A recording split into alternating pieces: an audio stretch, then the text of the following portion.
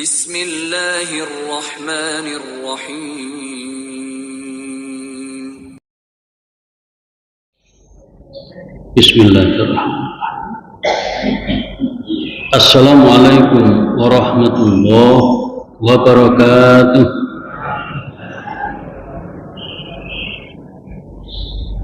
Alhamdulillahi rabbil alamin. Wa bihi nasta'inu ala umuri dunya waddin. Ashhadu an la ilaha illallah wahdahu la syarika lah. Wa ashhadu anna Muhammadan abduhu wa rasuluh. Fa usalli wa usallimu ala Muhammad wa ala alihi wa ashabihi ajma'in, amma ba'd. Faqala ta'ala fi kitabil karim, a'udzu billahi minasyaitonir rajim, wa ma ataakumur rasulu fakhudhuhu wa ma nahakum anhu fantahu wattaqullaha innallaha syadidul iqab. Shadaqallah. Para jamaah, pagi ini kita membahas tentang hukum calon istri minta atau menentukan mahar dengan nilai tertentu.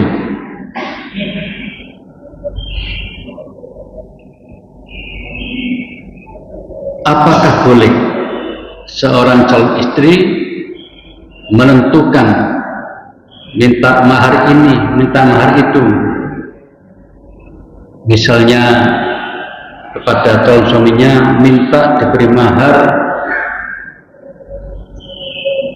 Alfa, mobil yang mahal itu misalnya, atau minta mahar sebuah rumah megah di kawasan tertentu. Para jamaah, mari kita bahas ini sedikit demi sedikit. Apa itu mahar? Mahar itu bahasa Arab dari kata al-mahru. Kata al-mahru ini sinonim dengan kata as-sadaq.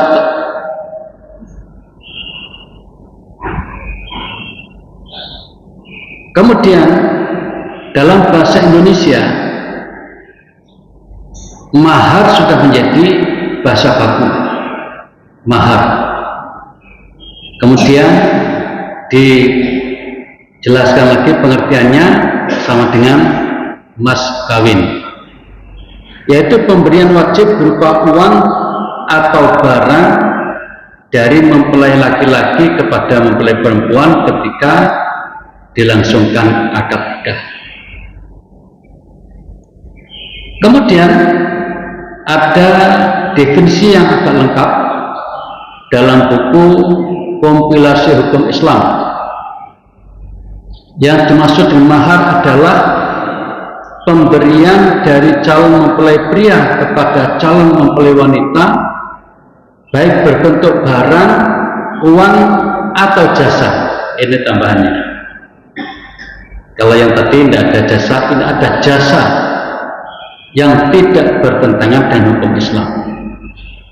Kelihatannya ini yang nanti lebih lengkap. Para jamaah, ada beberapa kewajiban yang harus dipenuhi oleh calon suami ketika akan melangsungkan akad nikah. Di antaranya adalah memberikan mahar. Ulama bersepakat bahwa hukum memberikan mahar adalah wajib. Hal ini berdasarkan beberapa ayat Al-Quran dan juga hadis-hadis Nabi. Di antara ayat Al-Quran yang berkaitan dengan mahar antara lain surat An-Nisa ayat 4, ayat 24, dan ayat 25. Ini wa atun nisa asaduqatihinna nihla famastamta'tum bihi minhunna fa'atuhunna ujurahunna faridah. Lalu wa atuhunna ujurahunna bil ma'ruf. Berikanlah mas kawin atau mahar kepada wanita yang kamu nikahi sebagai pemberian dengan penuh kerelaan. Maka istri-istri yang telah kamu nikmati di antara mereka, berikanlah kepada mereka maharnya dengan sempurna sebagai suatu kewajiban, dan berilah mas kawin mereka menurut yang patut. Ini beberapa ayat tentang mahar. Sedangkan dari Nabi terdapat beberapa hadis yang menjelaskan tentang pentingnya mahar dalam perkawinan. Di antaranya adalah dari Uqbah bin Amir, Nabi bersabda, khairus sadaqi aisaruhu. Sebaik-baik mahar adalah yang paling mudah. Hadis Al-Baihaqi, Al-Hakim, kata Albani hadis ini sahih. Jadi mahar yang paling bagus adalah yang mudah. Yang mudah itu maksudnya mudah dikeluarkan oleh calon suami, mudah dibeli, mudah dipersiapkan oleh calon suami, sehingga tidak menjadi penghalang terjadinya pernikahan. Ketika Rasulullah hendak menikahkan seorang sahabat dengan perempuan yang menyerahkan dirinya, beliau bersabda, hadisnya panjang, intinya iltamis al-undur walau khataman min hadidin. Carilah mahar sekalipun berupa cincin yang terbuat dari besi. Ketika sahabat itu tidak menemukannya, maka Rasulullah menikahkannya dengan mahar mengajarkan beberapa surat Al-Quran kepada calon istrinya. Nah, hadis ini menunjukkan bahwa mahar itu bisa berupa jasa, yaitu mengajar. Para jamaah, mungkin ini tidak umum di kalangan kita. Saya pernah bertemu atau menjadi ikut menyaksikan di Darmo Kali Surabaya itu pernah ada pernikahan. Kebetulan wanitanya ini Qari'ah, suka membaca Al-Quran. Maka ketika terjadi akad nikah, ketika si calon istri ditanya minta mahar apa, maka saat itu dia mengatakan untuk dibacakan surat An-Nisa. Agak panjang itu. Jadi maharnya adalah membacakan surat An-Nisa kepada istrinya itu. Ya, tentu saja yang lain tidak ada yang tahu kecuali ya, dia dan suaminya di kamar itu. Malam itu minta dibacakan Al-Quran surat An-Nisa. Ada kemiripan dengan ini. Kasus ini kebetulan calon suami ini bukan orang kaya, ya, orang yang pas-pasan. Karena itu maka Nabi katakan, pokoknya sampean siapkan mahar, saisoni, saononi. Nabi mengatakan walaupun cincin besi nggak apa-apa, sementing ono mahari. Nah, gitu. Jadi mahar itu penting, tanda. Jangan sampai tidak ada, itu maksudnya. Nah, kebetulan kalau sudah keliling pasar, tidak ketemu. Lalu aku mengatakan, ya sudah kalau gitu berikan mahar berupa mengajar membaca Al-Quran kepada istrinya atau calon istrinya sebelumnya. Nah, para jamaah, memberikan mahar saat akad nikah dari calon suami kepada calon istri memang diperintahkan, bahkan diwajibkan. Namun mengenai nilai mahar atau besar kecilnya mahar tidak ditentukan atau tidak ditetapkan oleh syariat. Jadi tidak ada ketetapan harus berapa, harus berupa apa. Mahar boleh saja bernilai rendah dan boleh saja bernilai tinggi, asalkan tidak membebani dan tidak mempersulit keduanya. Atau yang penting salah itu. Itu tentang nilai mahar. Para jamaah, pada saat kira-kira tahun 80-an, saudara saya, kakak saya almarhum menikah, kemudian calon istrinya ditanya oleh petugas kawah itu, sama njaluk mahar apa? Bingung saat itu. Saat itu di tahun 85, si wanita ini mengatakan, arto gangsal rupiah mawon, uang 5 rupiah. Sekarang berapa kira-kira? 5 rupiah. Paling itu pisang goreng berapa begitu? 5 rupiah, bukan 5.000 loh ya, 5 rupiah. Saat itu juga sangat rendah nilainya. Nah, rupanya si wanita ini sudah ikhlas seikhlas-ikhlasnya, pokoknya dinikahi, kira-kira begitu. Sehingga tidak ingin merepotkan. Kebetulan saudara saya ini masih kuliah saat itu, kakak saya masih kuliah, belum selesai. Jadi kita baru tahun kedua atau ketiga gitu, masih mahasiswa, dinikahkan. Nah, tentu saja ya bagi kakak saya ya gampang saja 5 rupiah. Nah, para jamaah, macam-macam orang menyiapkan mahar ini. Saya sendiri para jamaah pada saat itu di tahun 89, saya menikah 89. Berarti 4 tahun kemudian dan sudah saya. Waktu itu KUA yang menangani saya itu asal tulis saja. Memang kebetulan saya harus menikah di Lamongan, sementara posisi saya di Surabaya. Saya sudah sarjana. Nah, kemudian apa itu KUA? Mahar seperti umum itu. Apa itu?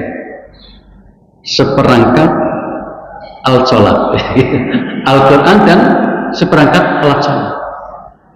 Padahal bukan itu yang saya siapkan. Begitu pada saat pemeriksaan, saya ditanya, apa maharnya? Saya siapkan bungkusan agak besar dikit berupa buku sebanyak 7 buku,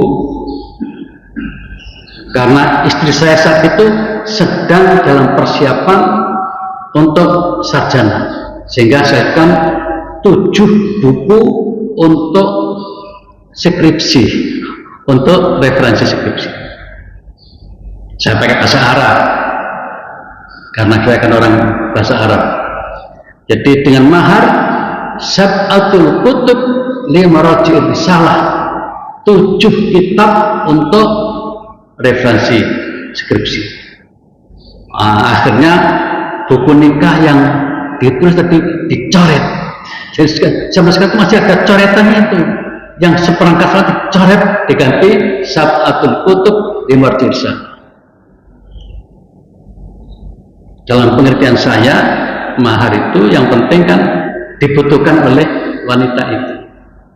Nah, saat itu menurut saya yang paling penting adalah buku-buku untuk bahan skripsi.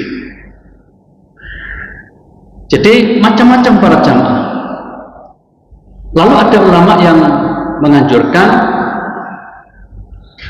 walaupun sudah umum seperangkat alat sholat, mungkin perlu dalam bentuk barang-barang yang lain. Bisa dengan uang, bisa dengan perhiasan atau apa begitu. Tapi yang jelas para jamaah, Islam di sini yang kita bahas ini tidak membatasi harus berupa apa mahar itu dan berapa nilainya, tidak dibatasi. An-Nawawi menjelaskan wa fi hadzal hadits annahu yajuzu ayakuna sadaq qalilan wa katsiran mimma yutamawwal idza tarada bi zaujah. Jadi hadis-hadis tadi itu menunjukkan bahwa yang namanya mahar itu boleh sedikit atau murah, boleh banyak atau bernilai mahal, boleh. Ya kalau setingkat artis, aktris tidak apa-apa. Dengan mahar al-fahad yang nilainya sekian miliar itu tidak apa-apa. Atau sebaliknya, yang tadi contohnya yang sangat murah zaman sekarang dengan mahar uang 1 juta rupiah, boleh saja. Yang penting antara calon suami dengan calon istri saling ridho, itu kuncinya. Itu kuncinya. Dikatakan oleh Imam Nawawi, li'anna khatamal hadid fi nihayatin minal qillah. Karena sebutan Nabi cincin besi itu menunjukkan murahnya barang atau nilai kecilnya barang. Ya namanya cincin itu kan iso emas lah, negara paling enggak perak, yang gitu. Nah ini enggak, walaupun dari besi gitu. Saking pentingnya mahar itu. Nah ini adalah pendapat jumhur ulama. Nabi bersabda, khairun nikah aisaruhu, nikah yang paling bagus adalah yang paling mudah prosesnya. Di luar Jawa para jamaah, saya dengar di Sulawesi, di Kalimantan agak lumayan repot. Saya punya teman Sulawesi ketika kuliah di Jakarta itu, wah harus dibikin repot. Banyak biaya yang disiapkan oleh pihak laki-laki. Termasuk di Kalimantan juga, sebelum proses pernikahan itu ada yang namanya jujuran. Wah itu bisa mahal. Ada kasus di tetangga saya di Kalimantan waktu itu, orang tua usianya ya mungkin 70 lah ya, atau di atas 60, ingin menikah. Kebetulan dia orang kaya, maka dia melihat ada tetangganya, kebetulan ketua RT tetangganya itu yang punya gadis masih sekolah SMP atau sanawiyah. Itu terjadi kira-kira awal 90-an, 1990-an. Saya baru tiba itu sekitar tahun 92 di Palangkaraya, Kalimantan Tengah. Saat itu orang tua ini, laki-laki ini berani ngasih jujuran 10 juta atau berapa, agak tinggi saat itu karena sudah motor tuh harganya paling 2-3 juta sudah motor waktu itu, sehingga 3 kali sudah motor ya mungkin sekarang kira-kira ya antara 60 sampai 100 juta lah nilainya. Nah si Pak RT ini mau saja gitu, akhirnya dinikahkan para jamaah. Kalau gadis ini opo jere wong tua nih kan gitu, apa kata orang tua, akhirnya terjadi. Nah, ini termasuk mungkin bagi orang Jawa itu repot. Jadi pernikahan itu sebelum itu berlangsung ada semacam jujuran-jujuran kayak gitu. Kalau di Lamongan ada ganjuran, pernah dengar? Mana orang Lamongan ini? Ya mungkin dah nggak paham gini. Zaman dulu saya masih kecil. Jadi ada pihak perempuan malahan datang kepada pihak laki-laki ngasih sesuatu. Ada apa itu? Ganjur. Agak mirip dengan Kalimantan tadi itu. Hanya bedanya Kalimantan tadi kan laki-laki ke perempuan. Ini enggak. Lamongan ini perempuan ke laki-laki. Keluarganya ya. Isinya kalau nggak salah nasi goreng gitu ya. Terkenal itu nasi goreng tipikal gitu. Makanan pokoknya lah ya. Tapi kelihatannya sekarang sudah nggak ada lagi itu tradisi itu. Paling enggak saya tidak mendengar lagi. Apa karena saya di situ aja ya. Nah, proses-proses ini sebenarnya tujuannya mungkin untuk persiapan begitu. Tapi tidak termasuk dalam wilayah pernikahan, tidak termasuk. Itu budaya setempat. Di Islam hanya mengatakan, pokoknya kalau nikah siapkan mahar. Udah itu aja. Dan Nabi menyatakan harus nikah aisyah.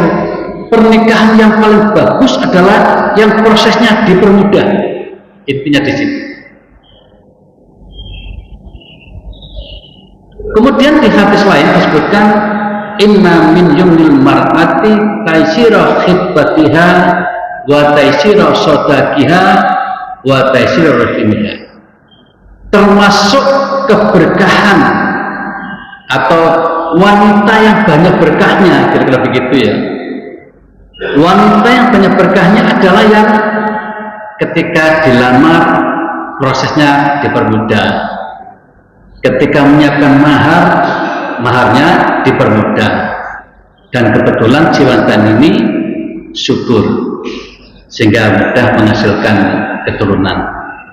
Itu wanita yang banyak berkahnya. Jadi dalam hal ini ada peran bagi wanita itu untuk mempermudah proses pernikahan. Jadi para jamaah dalam menentukan besar dan kecilnya mahar, yang penting calon suami tidak merasa terbebani. Sebaliknya, calon suami merasa mendapatkan keringanan dan kemudahan dalam menyiapkan maharnya. Bagi calon suami yang berkecukupan, mungkin mahar yang akan disiapkan bernilai besar. Sebaliknya jika calon suaminya hidupnya pas-pasan, mungkin saja mahar yang dipersiapkan ya seadanya. Di sini para jamaah calon istri yang harus memahami dengan baik, terutama keluarga istrinya ya. Bila keduanya bersepakat dan ridho dengan mahar yang telah dipersiapkan, maka keberkahanlah yang akan diperoleh calon sepasang suami istri yang akan menikah itu. Ibnu Qayyim mengatakan annal mughalat fil mahri makruha fin nikah wa anha min qillati barakati usri. Jadi kalau orang berlomba-lomba atau bermahal-mahal mahar, terus bukannya aku nikah tak siapkan mahar yang wah biar orang melihat wah, jadi ada semacam jor-joran besar-besaran mahar gitu. Dikatakan oleh Ibnu Qayyim makruh seperti itu. Dia sebenarnya bukan orang kaya, tapi ingin ya menampakkan diri seperti orang kaya, bergaya orang kaya. Tidak boleh. Nanti repot di kemudian hari. Dan kalau seperti itu mengurangi barokah dan bisa mempersulit proses berikutnya. Ini kata Ibnu Qayyim. Kemudian kata Ibnu Taimiyah, Disunnahkan meringankan mahar. Disunnahkan meringankan mahar. Ringan itu bukan besar atau kecil, tergantung calon suami itu. Kalau dia orang yang kaya raya, besar, mahal, juga ringan bagi dia. Jadi relatif. Disunahkan meringankan mahar dan tidak melebihi mahar yang diperoleh para istri Nabi. Nah, Aisyah meriwayatkan bahwa Nabi bersabda, wanita yang paling besar keberkahannya ialah yang paling ringan maharnya. Ibnu Abbas meriwayatkan Nabi bersabda, sebaik-baik mereka wanita ialah yang paling mudah maharnya. Hasan Al-Basri menuturkan Nabi bersabda, nikahkanlah kamu wanita dengan pria, tapi jangan bermahal-mahal dalam menentukan mahar. Umar bin Khattab mengatakan, ingatlah, janganlah kalian bermahal-mahal dalam mahar wanita. Sebab sekiranya bermahal-mahal dalam mahar itu termasuk, seandainya bermahal-mahal mahar itu termasuk kemuliaan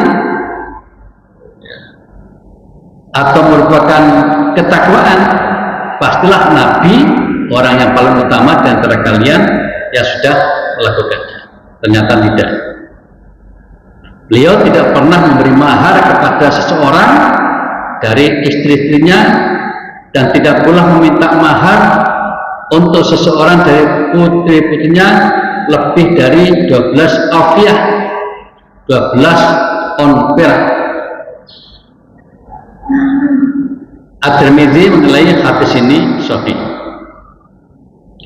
Adapun yang dinukil dari sebagian salaf bahwa mereka memperbanyak pemberian mahar kepada wanita-wanita yang mereka nikahi, itu tidak lain karena harta mereka berlimpah. Maksudnya kita menilai kalau ada proses pernikahan, mungkin keluarga bangsawan, keluarga kerajaan, keluarga tajir-tajir itu ya, kok besar maharnya, nggak ada masalah juga, karena mereka memang punya itu. Itu tidak lain karena harta mereka berlimpah. Mereka mendahulukan penyerahan seluruh mahar sebelum menggauli. Mereka tidak menundanya sedikit pun. Ini yang terjadi pada masa itu yang diketahui oleh Ibnu Taimiyah. Dan siapa yang mempunyai kemudahan dan mempunyai harta lalu dia senang memberi istrinya mahar yang banyak, maka boleh saja. Di sini luasnya tentang mahar itu, mau ngasih jumlah banyak boleh, sedikit juga tidak apa-apa. Yang penting keduanya saling ridho. Nah, para jamaah, berdasarkan uraian tentang mahar tersebut di atas, dapat dipahami bahwa mahar atau mas kawin adalah pemberian wajib berupa uang, barang, atau jasa dari mempelai laki-laki kepada mempelai perempuan ketika dilangsungkan akad nikah. Tentang berapa besar nilai maharnya tidak ada ketentuan yang membatasi. Karena itu mahar boleh disiapkan dengan jumlah nilai yang tinggi atau mahal bagi yang mampu, dan juga boleh disiapkan dengan jumlah nilai yang rendah atau murah bagi yang pas-pasan. Dengan demikian para jamaah, wanita yang akan menjadi calon istri boleh saja meminta kepada calon suami tentang jenis mahar apa yang diinginkan, asal calon suami berkenan atau tidak keberatan, kemudian mampu dan ridho. Itu kuncinya. Jadi boleh, mas aku kepingin sampean siap mahar ini, boleh, tapi rundingan dulu, musyawarah dulu. Oh ya apa-apa dek, iso neng aku. Nah, misalnya malah jadi bagus nantinya. Dengan adanya keridhaan antara calon suami dan istri tentang mahar, insya Allah ya, akad nikahnya akan memperoleh banyak limpahan berkah. Yang terakhir para jamaah, ini ada kisah yang aneh. Jangan-jangan tidak ada lagi di dunia ini tentang mahar. Terjadi pada seorang wanita bernama Ummu Sulaim, namanya juga disebut Rumaisah. Ummu Sulaim adalah wanita pertama yang masuk Islam di Madinah. Sebelumnya dia hidup dalam suasana jahiliyah. Suaminya yang juga kafir namanya Malik bin An-Nadhr. Ummu Sulaim dapat suami Malik atau sama-sama kafir. Begitu Nabi datang ke Madinah hijrah itu, tidak lama Ummu Sulaim tertarik lalu masuk Islam. Setelah masuk Islam, maka kemudian keluarga Ummu Sulaim marah. Biasa ya, seperti di sini juga gitu. Jadi keluarganya marah, termasuk suaminya juga marah. Yang namanya Malik bin Nadhr ini. Suaminya mengatakan, "Dik, lapo sampean iki mlebu Islam ku lapo? Sampean iki murtad." Malah dikatakan murtad. Diwalik itu. Sampean iki murtad.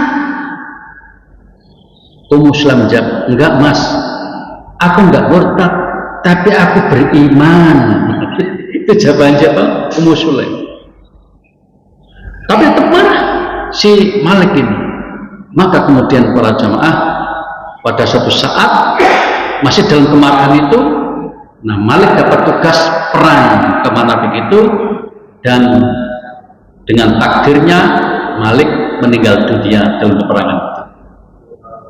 Akhirnya Ummu Sulaim janda, itu ceritanya. Yang penting jandanya. Ketika Ummu Sulaim janda, ini diduga ya, termasuk saya menduga, ini janda yang masih yang masih muda, dan juga cantik lah begitu kira-kira. Terbukti banyak pemuda-pemuda yang masih jaga tertarik ingin menikahi Ummu Sulaim ini. Saat itu Ummu Sulaim punya anak kecil namanya Anas. Di belakang hari Anas ini namanya berkibar sampai sekarang dengan nama Anas bin Malik. Bapaknya kafir, masih dipakai namanya Anas bin Malik An-Nadhr, tadi itu orang kafir, tapi namanya itu disematkan. Nah ketika Anas masih kecil ini, si Ummu Sulaim tidak berpikir untuk menikah. Baru setelah kira-kira udah mulai bisa, ya mungkin 5 tahun atau 6 tahun atau 7 tahun ya, oleh Ummu Sulaim ini si Anas diserahkan kepada Nabi. "Ya Rasul, aku serahkan putraku untuk panjenengan agar bisa membantu panjenengan dalam kehidupan sehari-hari." Berarti kira-kira ya mungkin 10 tahun atau berapa lah, sudah mulai bisa bantu ini itu. Masuk Islam juga, akhirnya Anas masuk Islam. Nah ketika itulah banyak pemuda, diantaranya ada seorang tajir, seorang pengusaha yang kaya namanya Abu Thalha, ingin menikahi Ummu Sulaim dan melamar. Mungkin dalam bahasa dramatisnya itu, "Dek, aku tertarik karo sampean, gelem ta sampean saya nikahi?" Apa kata Ummu Sulaim? "Mau." Loh kok mau?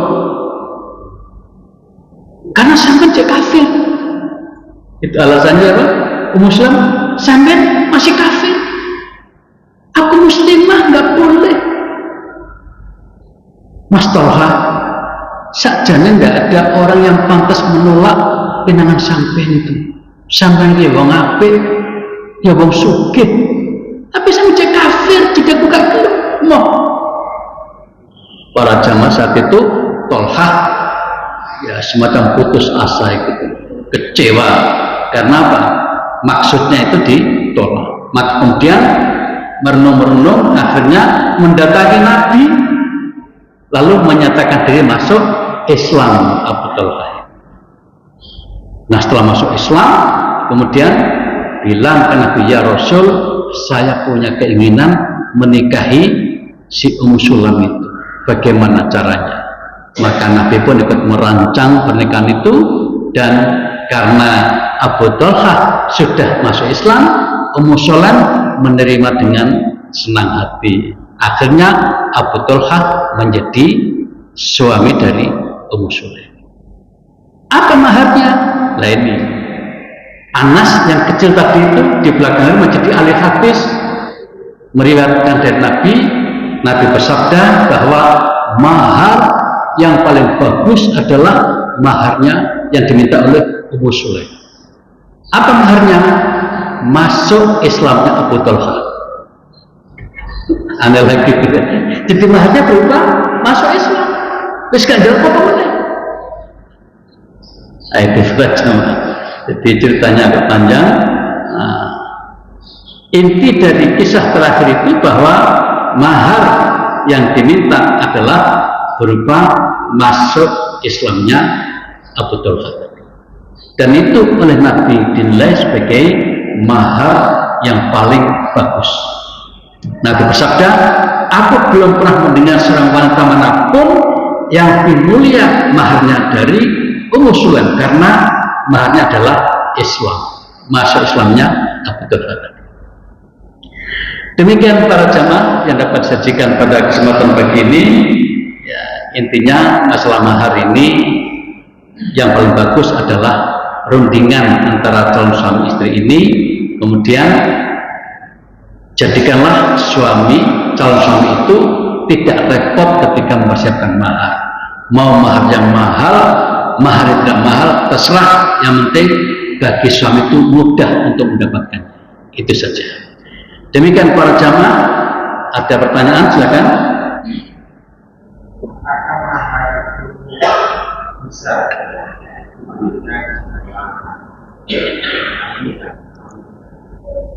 mungkin atau mungkin nggak bisa sudah mereka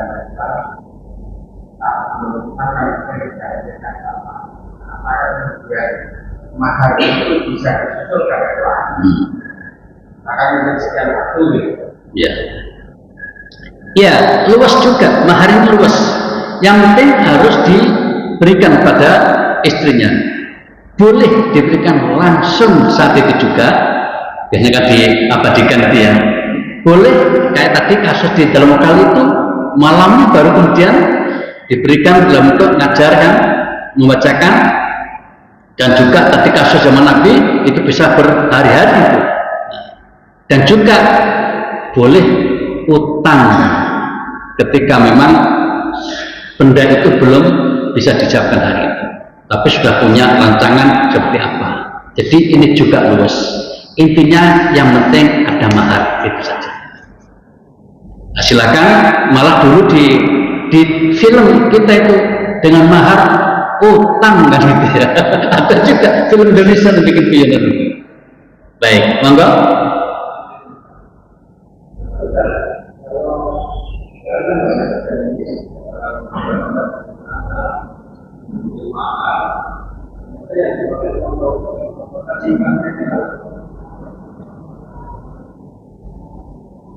Apa tadi intinya?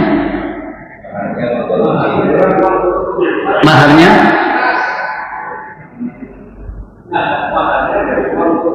Oh, masa? Ya pengerti, apa yang ngerti, ya kan ngerti kan? Jika tidak diketahui nggak ada masalah, nggak ada.